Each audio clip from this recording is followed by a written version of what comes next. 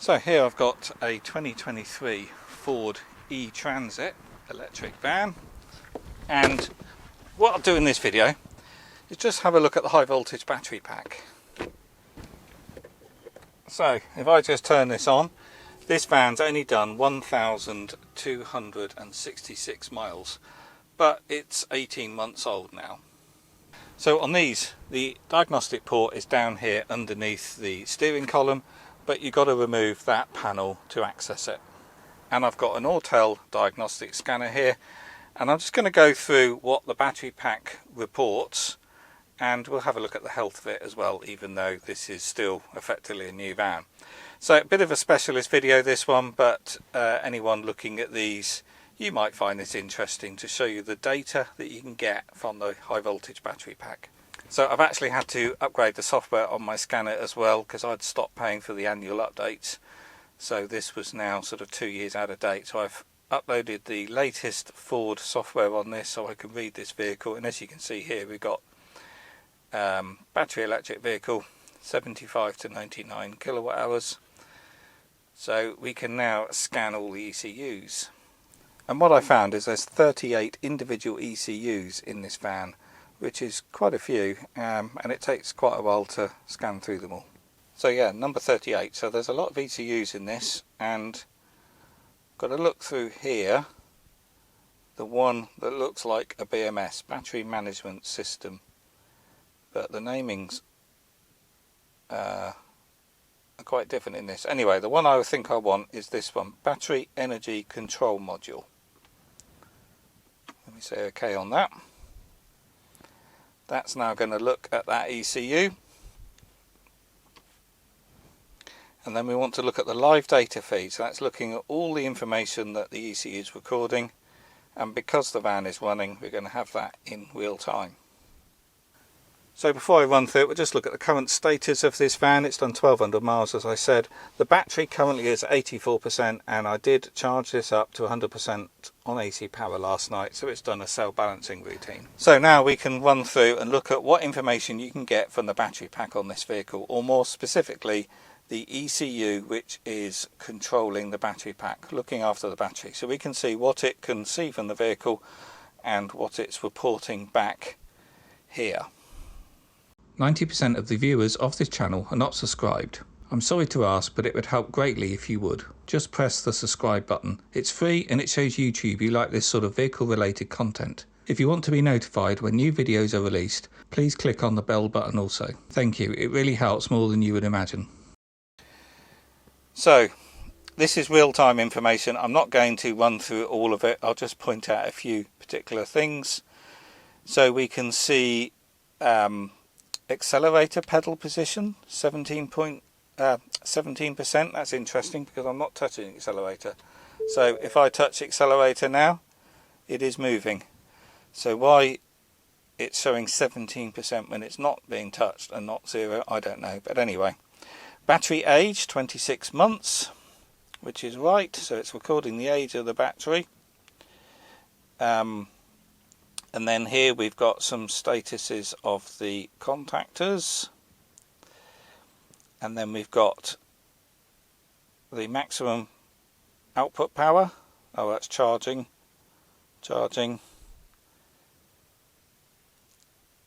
It says battery maintenance mode status, rebalance in progress. I don't know why it says that, because it's currently running and it's not really rebalancing, but maybe that's what it does. It rebalances all the time as it's running. Obviously does. What else have we got here that's interesting? Compression ignition monitoring supported. Spark ignition monitors supported. I haven't seen that before on other vehicles. Anyway, that's your spark ignition detection within the battery pack.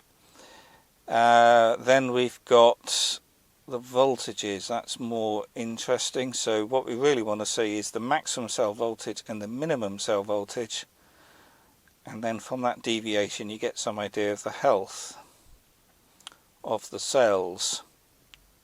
The other thing that's interesting, engine coolant temperature minus 40 degrees C. It clearly isn't. It's not that cold today. It never would be in the UK. We've got an exhaust gas recirculation valve. Obviously hasn't got one of them, but it thinks it has. That's obviously some hang up. I guess this ECU is used in combustion engine vehicles as well in some way, I don't know. But yeah, a bit strange that we've got ERG valve information in this. And fuel cut-offs, yeah, so it's a bit generic, isn't it?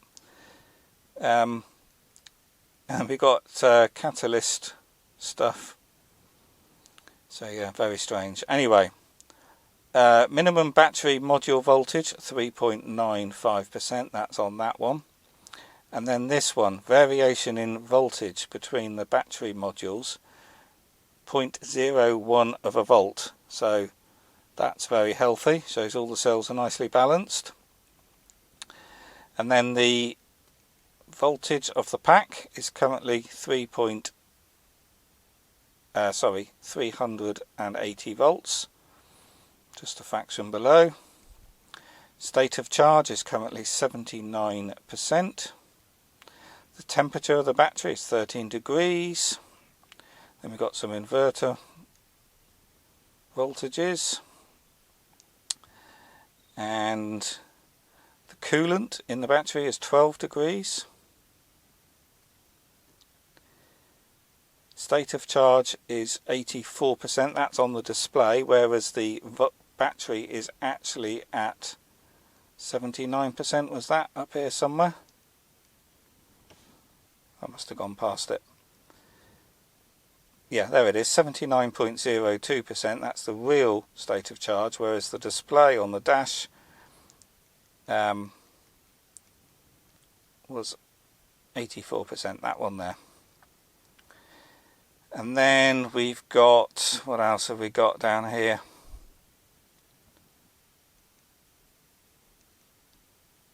Kilowatts, amps, and then we've got some cell voltages again. Maximum allowable temperature 65 degrees, that's quite high. And then voltages of some of the modules. State of charge again. Here's the magic thing that most people want to see. Battery state of health, 100% state of health, which you'd expect with this vehicle having only done 1200 miles and being 1.5 years old. However, lithium ion batteries, they tend to degrade a little bit more when they're new, and it's not a linear degradation. So EV batteries tend to grade 1.5 to 2% a year, something like that, depending on the chemistry makeup and the manufacturer. But you tend to find that a new battery will degrade more in its first year or two, and then it tails off over the next 10 plus years or so. So this particular van being 18 months old, done 1200 miles, I was expecting the battery to be 98.5%, something like that. And that would be completely normal. And then what else have we got here? We've got some resistances, so it's reporting all of these, and they're all exactly the same number. Anyway, I'm not going to go through all of these, but you can read this if it's of any interest. That's why I'm slowly scrolling through all of this, because some people might find this interesting to see what the battery is reporting back. And we've just got lots of ID numbers here, which I'll quickly whiz through because this is all saying not supported. Weirdly, one of them is supported, but the rest isn't. And then we got some more stuff, which is a hang up of combustion engines here. Oxygen sensor heating monitor ready. Oxygen exhaust gas sensor. It's just weird that all of this information is in a BMS. Leak voltage 2.5 volts to 3 volts being leaked. Don't really know what that means. Another